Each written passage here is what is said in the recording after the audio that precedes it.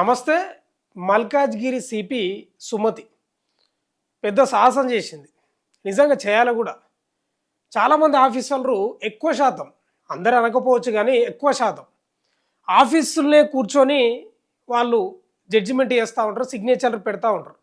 క్షేత్రస్థాయి పరిశీలనకు పోరు, ఫీల్డ్కు పోరు. నిజంగా సామాన్యులు ఎదుర్కొంటున్న బాధలు, సమస్యలను తెలుసుకోరు చాలామంది. కానీ తెలుసుకోవాలి, అప్పుడే అసలు కథ బయటపడుతుంది. అసలు సామాన్యులకు ఏమి ఇబ్బందులు ఉన్నాయి బయట, అవి రకరకాల ప్రజలు అనుకోండి. ఇప్పుడు హైదరాబాదే తీసుకోండి, అర్ధరాత్రి దాటిన తర్వాత ఆడవాళ్ళకు భద్రత కరువు. మీరు ఏ బస్ స్టాండ్ తీసుకోండి, ఏ సిటీలో ఎక్కడైనా సరే కొన్ని మెయిన్ ప్లేస్లలో ఆడవాళ్ళు అర్ధరాత్రి దాటిందంటే మామూలు తమాషా కాదు. ఇంకా వాళ్ళకి వేధింపులు, పోకిరీలు, ఇంకా మీకు తెలిసిన అంశమే అదంతా. అయితే మల్కాజ్గిరి సిపి సుమతి సాహసం చేసింది. ఈ మధ్యనే ఛార్జ్ తీసుకున్న సిపిగా అక్కడ చాలా మటుకు గమనిస్తూ ఉందంట. చాలా రోజుల నుంచి, ఒక 4-5 రోజుల నుంచి ఏం జరుగుతుంది, అసలు ఆడవాళ్ళ భద్రత ఎట్లుంది, అర్ధరాత్రి దాటిన తర్వాత ఆడవాళ్ళు నిజంగా స్వేచ్ఛగా ఉండగలుగుతున్నారా, అసలు ఏం జరుగుతుందని చాలా మటుకు గమనించిందంట ఒక 4-5 రోజులు. ఇది అంతా కాదు, ఇట్లా కాదు, ఒక నేనే ఫీల్డ్లోకి పోతా, ఒక సాధారణ మహిళలాగా నేను పోతా అని దిల్సుఖ్నగర్ బస్టాండ్ బయటనే, మెట్రో పక్కనే, మెట్రోకి ఎదురుగానే రోడ్డు మీద నిలబడ్డది. ఎప్పుడు? నిన్న ఇదంతా జరిగింది అర్ధరాత్రి 12 గంటల నుంచి 3 గంటల వరకు నిలబడితే 40 మంది పోకిరీలు, మామూలు వేధింపులు కాదు, ఇంకా రకరకాల వేధింపులు. ఇంకా వేధింపులు ఏవో మీకు దాదాపుగా తెలిసే ఉంటాయి. అర్ధరాత్రి 12 గంటల నుంచి 3 గంటల వరకు దిల్సుఖ్నగర్ బస్టాండ్ పరిసర ప్రాంతాల్లో మొత్తం ఆడో గంట సేపు, లేకపోతే ఆడో గంట సేపు, ఆడో అర్ధగంట సేపు ఇట్లా నిలబడితే బైకుల మీద యువకులు, విద్యార్థులు, ఇంకా తమాషా ఏంటంటే ఆమెను వేధించిన దాంట్లో విద్యార్థులే ఎక్కువ ఉన్నారట. మద్యం తాగి, ఇంకా మరి గంజాయి కూడా సేవిస్తారు దాదాపుగా దొరికితే. మద్యం తాగి సిపి సుమతిని వేధించినరట. ఇక రకరకాలుగా ఏంది, ఇక అవి నేను చెప్పలేకపోతున్నా. కానీ ఇక మామూలు ఒక సగటు మహిళకు ఓ అర్ధరాత్రి బస్టాండ్లో నిలబడితే ఎట్లాంటి వేధింపులు ఉంటావో అలాంటి వేధింపులు వచ్చినాయట. దాదాపు 3 గంటలు ఆ బస్టాండ్ పరిసర ప్రాంతాలు అంతా ఉంటే 40 మంది పోకిరీలు చుట్టుముట్టినరంట. బండి మీద రావడం, అడగడం. ఈ ఫోటో అదే చూడండి, ఈ ఫోటో చూడండి. ఆ బండి మీద ఇద్దరు వచ్చారు కదా, మీకు వీడియో కూడా చూపిస్తా. ఇట్లా బండి మీద, ఇప్పుడు ఇది మెట్రో స్టేషన్ పక్కనే, ఇది ఇక నిలబడితే ఇంకా ఏమేమో అడిగినరు, ఇక అడిగేదంతా అడిగినరు వాళ్ళు. తర్వాత ఇంకొక ఫోటో, ఇదంటే పోలీసులు వచ్చిండ్రు, అది వేరే విషయం. కానీ ఇది వీడియో చూడండి కొంచెం క్లోజప్లా. ఇక్కడ సుమతి ఉంది, సిపి సుమతి గారు. ఈడ మోతేవారిని ఎట్లా నిలబడ్డారు చూడు, కనిపిస్తున్నారు ఇక్కడ మీరు. ఇక్కడ బైక్ మీద ఇద్దరు, ఆమె పక్కన ఒకడు నిలబడ్డాడు. అసలు సిపి సుమతి కూడా ఎలాంటి డౌట్ రాకుండా నిలబడ్డదంట, మాస్క్ వేసుకొని. ఇక మామూలుగా సాధారణ మహిళ ఎట్లుంటుందో గట్లే. ఇక మాటలు కూడా తడబడినట్లు, ఏదో కొంత భయంగానే అని చెప్తా ఉన్నారు. భయంగానే కొంత తడబడినట్లు, కొందరు కొన్ని ఏరియాలలో కొందరు ఉంటారు కదా, అట్లనే ఉన్నదంట. నిజంగా అట్లా ఉంటే వీళ్ళు మామూలు వేధించుడు కాదు, రకరకాలుగా. ఇక నేను ఆ మాటలు చెప్పొద్దు కానీ ఇక రకరకాల మాటలు అవన్నీ.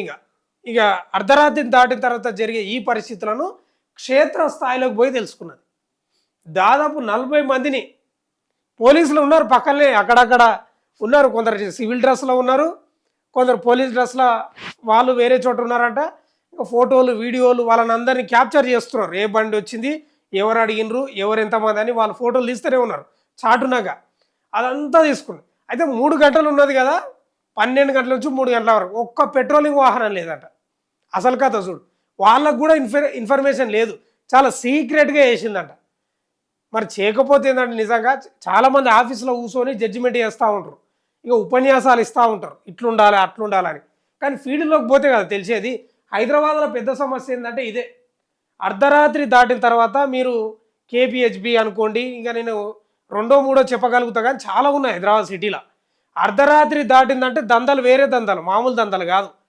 ఇక మామూలుగా తప్పిపోయి ఓ బస్సు మిస్ అయిన వాళ్ళని కూడా అట్లే వేధిస్తున్నారు. నిజంగా ఉండేటోళ్ళు ఉంటారు ఆ విషయంలో, కానీ తప్పిపోయి బస్సు మిస్ అయిన వాళ్ళు, లేకపోతే ఏదో అడ్రస్ తెలియక ఇబ్బంది పడ్డోళ్ళు కూడా ఆ వేధింపులకు గురవుతున్నారు. ఒకసారి వార్త చదువుదాము. ఛార్జ్ తీసుకున్న మొదటి రోజే పోకిరీల భరతం పట్టిన మల్కాజ్గిరి సిపి. మల్కాజ్గిరి మహిళా పోలీస్ కమిషనర్ సుమతి ఛార్జ్ తీసుకున్న రోజే అర్ధరాత్రి వేళ స్పెషల్ ఆపరేషన్ నిర్వహించారు. కమిషనర్గా బాధ్యతలు తీసుకున్న మొదటి రోజు ఫీల్డ్కు వెళ్ళారు. అర్ధరాత్రి 12 గంటల నుంచి తెల్లవారుజామున 3 గంటల వరకు స్పెషల్ డ్రైవ్ నిర్వహించారు. మహిళలను వేధిస్తున్న 40 మంది పోకిరీలను అదుపులోకి తీసుకున్నారంట పోలీసులు. ఆపరేషన్లో భాగంగా దిల్సుఖ్నగర్ బస్టాండ్లో సాధారణ ప్రయాణికురాలిగా నిల్చున్నారు సిపి సుమతి. 3 రోజులు దిల్సుఖ్ నగర్ బస్టాండ్లో స్వయంగా నిఘా పెట్టారు సిపి. సగటు మహిళకు ఎదురయ్యే వేధింపులు ఫేస్ చేశారు. అయితే కమిషనర్ అని తెలియక కొందరు ఆకతాయిలు ఆమెను చుట్టుముట్టారు. ఆమెను రకరకాల అసభ్యకర ప్రశ్నలతో వేధించారు. బస్టాండ్లో ధైర్యంగా ఉండి అందరినీ గమనించారు సిపి. ఆ సమయంలో అటువైపు కన్నెత్తి చూడలేదు పెట్రోలింగ్ పోలీసులు. ఏడ నిద్రపోయినరే వాళ్ళు. చివరికి రంగంలోకి దిగి 40 మంది పోకిరీలను అదుపులోకి తీసుకున్నారు. పోకిరీలో ఎక్కువ మంది విద్యార్థులు ఉండడం గమనార్హం. ఇప్పుడు చెప్పాలి, చదువుకోనికి వస్తున్నారా ఏం చేయనికి వస్తున్నారో విద్యార్థులు అర్థమైతలేదు. ఏది దిల్సుఖ్నగర్లా ఈ సమస్య చాలా ఉంది. కానీ చాలా ఇది అసలైన డ్యూటీ అంటే ఇది అసలైన డ్యూటీ అంటే అది ఏదో ఆడవాళ్ళపై అగత్యాలు జరిగినాక వాళ్ళని అరెస్ట్ చేసి వాళ్ళకి జైలుకు పంపి లేకపోతే ఇది కాదు. అసలు ఏం జరుగుతుంది ఫీల్డ్లో, అర్ధరాత్రి దాటిన తర్వాత ఏం జరుగుతుంది, అసలు మహిళల పరిస్థితి ఎట్లుంది అని తెలుసుకోవడమే కదా ఫీల్డ్ అంటే. ఆ సాహసం చేసింది సుమతి. ఇక చాలామంది పోకిరీలు రకరకాల అసభ్యకరమైన ప్రశ్నలు, మామూలు ఇక రేటు గీటు అది ఇది రకరకాలుగా మామూలు ప్రశ్నలు కాదు, మొత్తమే అయితే వాళ్ళకు చుచ్చు పోపించింది సుమతి, సిపి సుమతి. ఈ వీడియోలోనే ఉన్నాయి, ఇంకా చాలా ఉన్నాయి కానీ మన దాకా చూపించలేకపోతున్నాం అవన్నీలే. కానీ ఒకసారి డీటెయిల్స్ చూద్దాము.